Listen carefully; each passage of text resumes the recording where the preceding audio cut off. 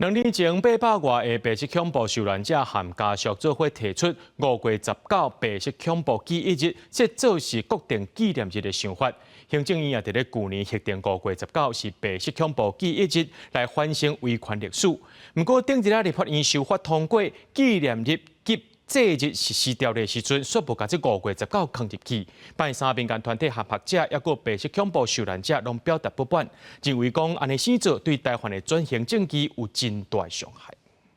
删除记忆日，删不去白孔历史，删不去白孔历史。519不敢纪念，519不敢纪念。民间团体和学者白色恐怖受难者前辈同齐喊口号，针对5月19立法院通过4天加上1天的国定假日表达不满，因为原本部分版本的草案有提出519白色恐怖记忆日，不过稍有人抬调。学者和白色恐怖受难者前辈拢表示，这个举动是对民主搁再一摆的伤害。他们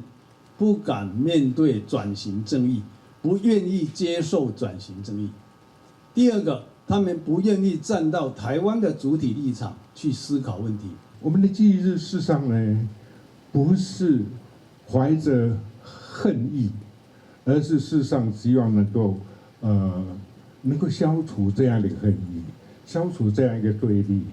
另外，民间团体也认为，这个纪念日和这日实施条例的修法，甲台湾民主化过程中正重要的日子抬掉，若是互民主倒退路，更较是推动转型正义、建立社会共识真大的障碍。下一步，他们可能就会删除2287纪念日，开始要来抹除、要来清洗我们台湾人的记忆，